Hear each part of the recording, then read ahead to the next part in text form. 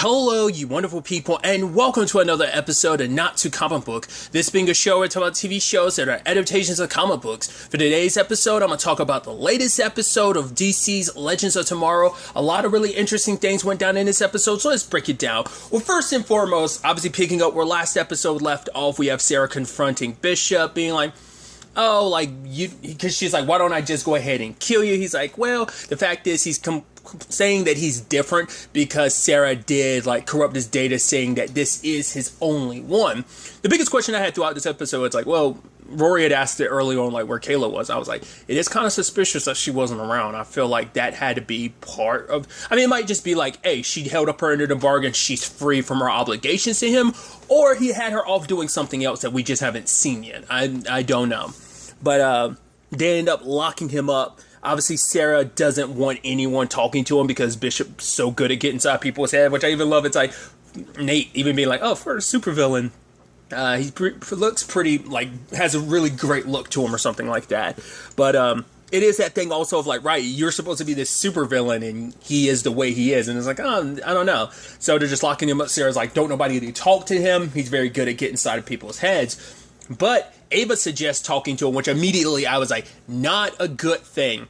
Because this is kind of like I mean, she's even asking, like, oh my god, like, please, I'd love to talk to, like, a full-blown genius, like, level, like, sociopath or psychopath. It's like, well, she is the one with the kind of serial killer podcast, so it's always very... But I immediately was like, that's not a good thing, because for one, Ava's going to think she's getting in his head, he's getting in hers in actuality, because he did make the Ava clone. So it's like she already came into this with a little bit of a disadvantage because he knows what buttons to push. Yes, Ava is different, but, you know, he knows he actually uses that to his advantage. But obviously Ava also uses that to her advantage to make it seem like, oh, it's just you and me talking, making herself seem vulnerable.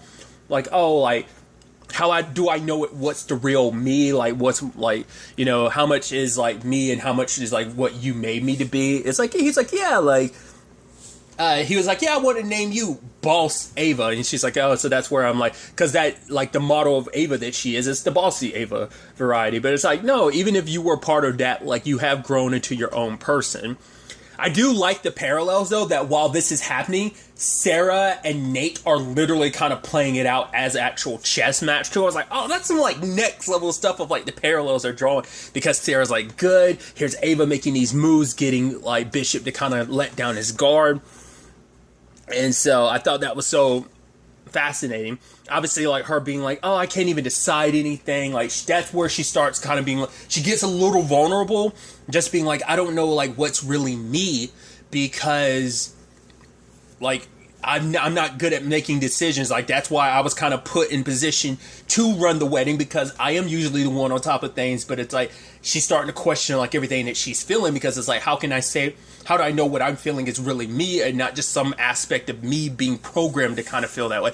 Once again, it's like we start going back to the very, like, existential aspect of things, like, earlier in the season. But even him picking out music, you know, and even them dancing, he's almost like, oh, like a father-daughter thing, because he's bringing up the conversation of, we're family. Like, I don't really have a family. I'm a clone. You're a clone. Even the fact is that he's like, oh, like, he has actually lost count of the amount of what iteration of his clone he is, because he's like, yeah, I lost count after the 200th one, but each time changing himself a little by little. But then that's also the thing of, like, how do you know, like, what's you anymore when you've cloned yourself so many times, but you've also changed a little, you know, at a time. And it's like, you know, once again, the very existential aspect of, like, who are you? It's that whole vision thing from WandaVision. I think I even made that comparison early on in the season when they kind of threw out that when that kind of got, what was it? It goes back to that. I can never remember the thing. It's that ship.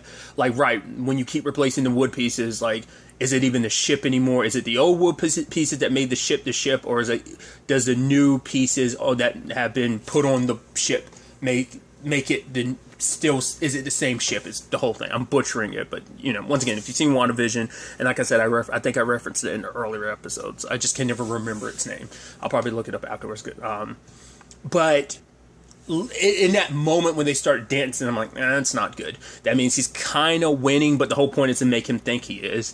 But then like Ava's just kind of like being confused at like why she's like the song playing and everything. It's like it makes me happy and sad at the same time. She's like, I don't get why. And then literally when she left the room, she started almost like at first I was like, wait, did you actually put the barrier back up before? It was like, oh, I guess it just automatically went back up, or maybe she did press something to put the barrier up. It just didn't seem like she did, but it started affecting her. Like it started becoming real. And Sarah's like, yeah, congratulations, babe, you got side of his head. Like, oh, now why he's here. And it's like, oh, it's like maybe he's trying to get to know us. And it's like, oh yeah, getting to know you guys so that he could get to me. And she's like, no, maybe it's not all about you. And then he kind of walks away. And obviously Sarah's apologizing because it's like, right, I sent you in there. She's like, no, I wanted to. She's like, you're right. It's just, once again, it makes her question like her feeling what she's feeling, because it's like, I've never had a mom to be there for me. I've never had a dad. I've never, my parents weren't really my parents. All like any memories I have of them weren't real. They were fabricated. So I've never had those real moments. Like, how can I, really, like, I've never known what it is to love. So how can I love a family? Which I think she's kind of forgetting you already have. Like, you found Sarah, you found this makeshift family. Because Ava was worried about, like, oh, how could I love our family when I don't really know, like, kind of how to love it? It's like, yeah, you already did. Like, that you both kind of went out and made a makeshift family of your own. Like, it's already there, surrounded by the legends. But then, like, it's like, okay, it's like, right, we're not going to let him kind of get in our heads. It's fine. Like, let's look at all the wedding planning that you've done. And so, but then, like, going through everything, it's almost like, oh, hey. Oh, I had this, but Bishop suggested this, huh? Bishop said, oh, that's interesting, huh? It's almost like it's almost like he can read our minds. It's like, no, it's not like he can almost read our minds. He actually can, because 93% of him wasn't corrupted. Not 93, but the 94%, 93, 94% that wasn't corrupted. The other 6% is Sarah. I was like, that's interesting. And then he proceeds to use the code, which... That's the interesting thing about percentages. Every percentage matters. Once again, it just makes me think of like Preacher, where it's like, right, without that 1% of his soul, Jesse couldn't use Genesis wouldn't work, and the world of God wouldn't work anymore because of that. So it's just like that 6%, it's a small percentage, but every percentage count. And that 6% he happened to, I wonder, did he specifically pick the pieces he needed or what? I guess it's like you can pick and choose in a DNA sequence of like what he wanted from that what 6% he exactly wanted, which I think it's fascinating. But he ended up picking the code. Like, I wonder, was he like actually like waiting for the moment to be like, all right, like he just had to wait for them to completely let their guard down, because the whole thing was calculated. But I'm curious, like, how much of it was like, oh, he was trying to figure out what would the code be, or is it just because the thing is, he knows everything Sarah knows, which is the problem. So it's probably a thing of the code probably hasn't changed for Sarah, like whatever the code was before, like.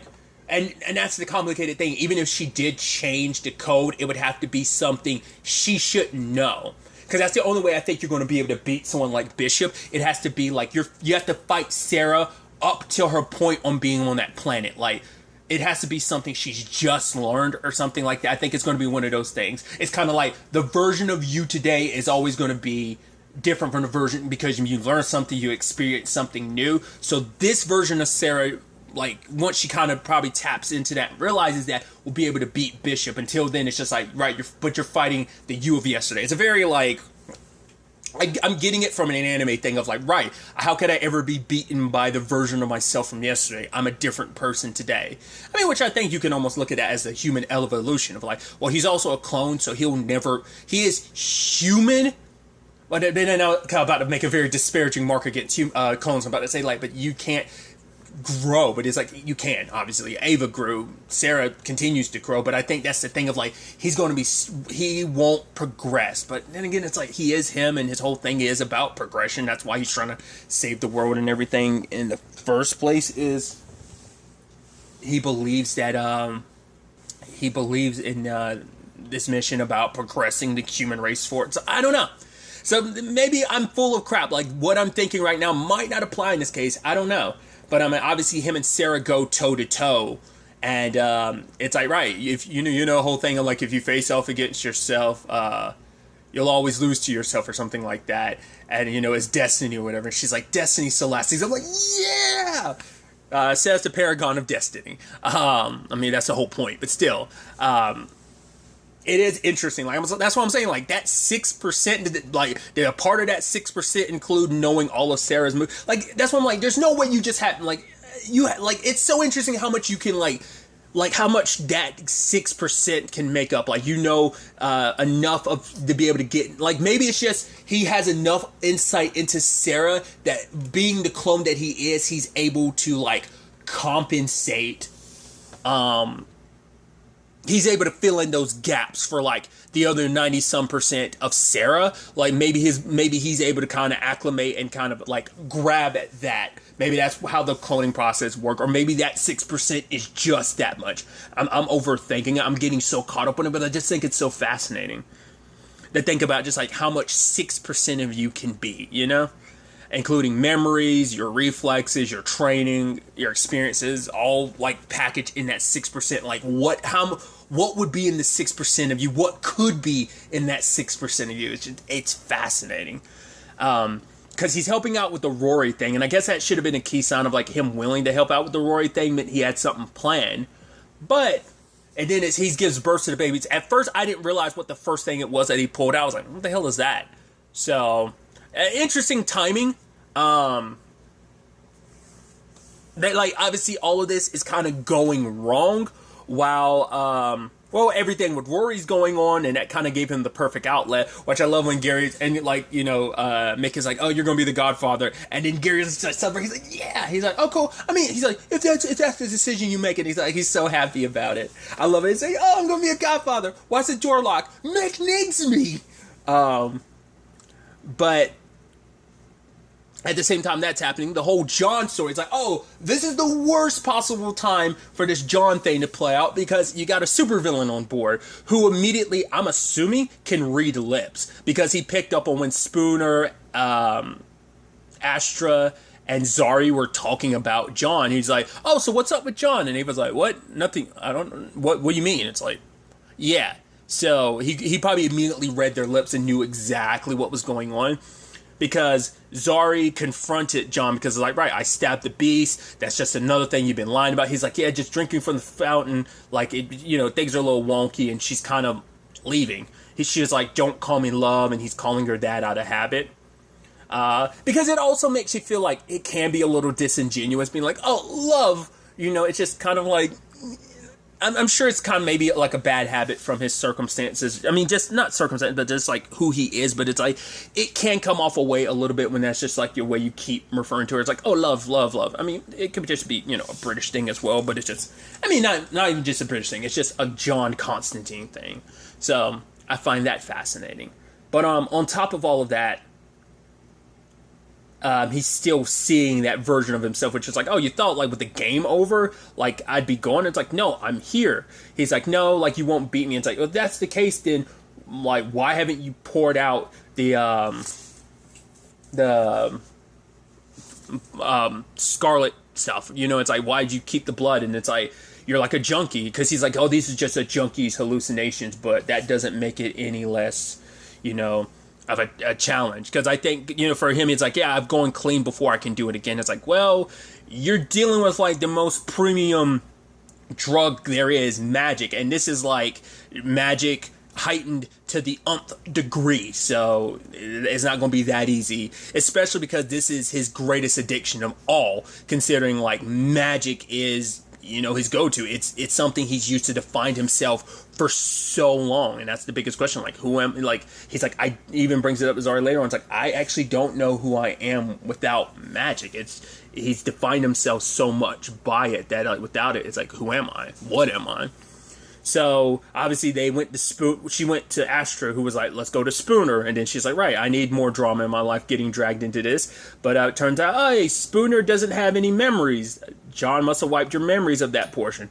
Cool. All right, let's because I'm surprised the whole Spooner thing didn't play out, but it's like, right, Spooner wasn't going to listen to him. She was literally listening to music anyway.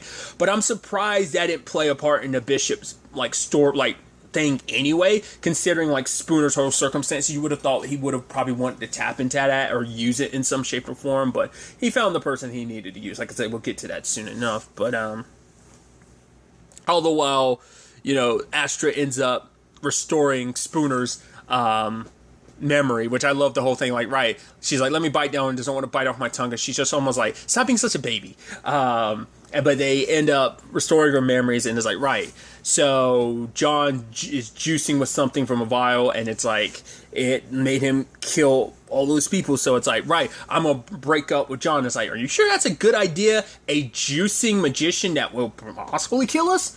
So Zari plays it cool and kind of manipulates him, but he's like, no, it's okay. And he's thinking like, okay, we're good. He's like, and she was playing him and took the vial, which made him kind of snap, where he was just kind of like, no. And she gives him a choice, like, hey, this or me, because if he continues using this stuff, it will kill him, as Astra says, obviously, like the darkest of dark magic. She's aware of it from hell, but like, I guess she just never dabbled in it, because it's like, I'm good, I want to live. So she probably figured like it wasn't worth the risk, the backlash you'll get from it. Killing. I mean, we already knew it was heading down that direction. Buddy told us that, like, 2 episodes ago. Kind of like, oh yeah, it will be John's undoing. Kind of figured it would be anyway. Didn't need Buddy to clarify that, but it's a nice clarification regardless. John shows up and he throws the flask in the trash, and he's like, oh, basically he's choosing her, and I'm like, I don't, like, it's a nice gesture, but I'm like, I was just immediately like, yeah, you're going to throw it away, but then you're going to grab it. It's like, because you didn't pour it away, you just threw the container away, so that's different.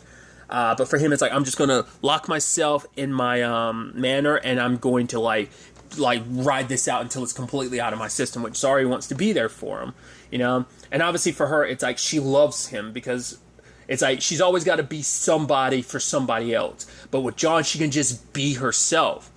But John wants to get clean, but there's still some part of him that's like, is it even a possibility? But, with her by his side, he plans on doing it. I'm like, when she was initially leaving, I was like, oh, dude, don't leave him alone. Don't, especially when he made that remark of like, oh no, like, if you're looking for like the stuff to make the tea, it's in a very specific spot. I'm like, were you lying to her? Is there actually more of it in the house? And the fact is that you, like, telling her where to look. And I thought, like, she was actually going to go, okay, and then she accidentally looked somewhere else. Or maybe it clicked in her head, or like, well, he told me to look here specifically. Why? Maybe it's because I should be looking elsewhere. And then she stumbled across more. So it's like, oh, you're still lying to me. And she leaves him alone. That was a thought process I had. But it's like, no, she's going to see Gideon. And going to Gideon to make the tea, which I'm like, either way, I was like, oh, still shouldn't leave him alone. I thought we were going to see him go kind of like, I thought it was going to be revealed like, oh, the other John had taken over at the time. But it's like, no, this is still John. I mean, the argument is that is still John. It's the darkest parts of him, but it's still him regardless. So, but I was thinking like, okay, so it's still just, well, the John we kind of know, the not so evil dark side of John. So it's like, okay, but then he's confronted by himself again. And it's just like, at first, because we found out, like, everything Bishop did. He ends up helping give birth to, like, the 48 babies, which Nick started losing his hair in the process. They weren't coming out the ear canal. They started coming out his nasal cavity, which I love, like, the warped distortion on his face as it's like his eyes are bulging out, his nose is getting enlarged, as they're literally popping out his nostrils. So, I wonder what those babies are going to look like. Could Kayla have left without getting them? Like I said, not unless she was off doing something else, whether she just kind of abandon Rory and her babies, or like I said, she was up to something else for Bishop. Who knows? I feel like it's leaning more that direction. But he's playing the card of like, yeah, I want to help. I'll go back to my cell willingly. I know you can't trust me after everything, but I'm like, oh, you're so full of crap. Like, the whole point is to drop your guy's guard. But then he puts in the thing, because we find out it's the thing he pulled from Mick's ear was an earpiece. He needed Mick's earpiece, and found a very roundabout way to get it. I mean, because he knew that would be the only means of doing it. So, because of all of this, he ends up getting in contact with John, knowing that John's in a vulnerable state. So, once again, worst timing, because John's darker half, it's like, oh, you thought you just going cold turkey was be enough to get rid of me? And proceeds to, And it's hard to say, like, it seems like that was all inside his head, not actually. It's hard to say what was real and what was just inside his head. He was tossing himself around. Like, he literally, like, messed himself up really badly. And I'm like, because at that point I was like, is that actually not a figment of your imagination? In actuality, did Bishop send a clone out or something? I'm like, no, I don't think he'd have time to set that all up. But it just didn't. I was like, wow. But it's like, it's all in his head. So I'm trying to see. I think that the room is still in the state that it's in, because either later on when he drinks that stuff, it heals himself up. I mean, because we have seen that it can heal him, so maybe that's what that's supposed to be. But I don't know. I mean, it's both a literal and metaphorical fight in his head, but also in real life to a certain extent. But it's like it was manifesting in both lanes of, you know, like I said, in his head and then in reality. But he was tossing himself around like that, hurting himself, and to the point, like, you know, Bishop was saying, like, hey, I can actually help you get your powers back, and that darker side of himself being like, oh, now what was that bloke talking about? He's like, but I'm not going to let you win. And it's like, oh, you it's too late, John. Like, you know, I'm gonna have to beat some sense into you. Which I'm like, at first I was also like, is that supposed to also be like some of that stuff from his dad, because his dad used to beat him? So I'm like, I was wondering if that was like, was that like the dark side of John actually talking a little bit like his father, like, oh, I'm gonna have to beat some sense, and like that seemed a little like more like that didn't just seem like dark John's talking. That seemed like that was kind of also like a manifestation of like, maybe that's kind of stemming from like everything with his dad is kind of, you know, the reason why John is the way that he is. He became who he became. Once again, that type of thing of because of his dad, in spite of his dad, whatever the case may be. That's what that might have all been about. But, you know, maybe I'm just reading too much into it. But drinks from the flask, and yep, John's kind of seduced by the magic again, and is planning to help Bishop. And at the same time, because Gary is like, oh, that thing you're drinking, it's like, yeah, it's meant to induce labor. And it's like, why would Bishop do that? It's like, because he needed mix comms, because he's been studying us the entire time. While we thought we were like studying him, he was, you know, staring at the abyss stares back type of thing. It's like, oh, he was studying us the entire time, finding the weakest person he could take advantage of, and he found that person. That is, you know, once again, worst timing for John to be going through what he's going through, at least having a super villain on board. So once again, showing like how crafty Bishop actually is, that he is the villain he is on purpose. Like, he might not seem like it, but he is still a villain regardless. So either way, I'm very interested to see where things take us going forward into the next episode. I didn't talk about it much, but like I was bringing up that whole him beating himself up. So that was pretty dark and bloody.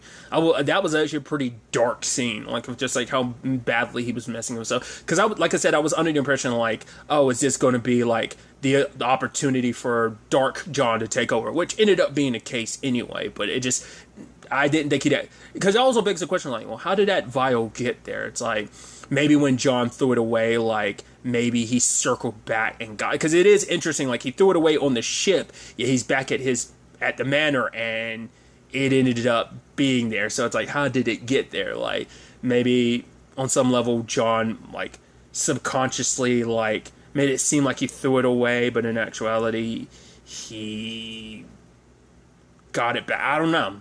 Maybe we'll find. I don't know. That should be talked about too, of just like how he managed to do that. But it's like, maybe like once again, this Dark John thing might not just be in his head. It might be an actual being or something manifested. We'll have to wait and see. Like I said, I think it's all in his head, but regardless, like I said, we'll have to see where the next episode takes us with all of this. But really, that's all I want to talk about. Till the next time we meet, be happy, be safe, low life to the fullest, and enjoy it. Good day, and goodbye.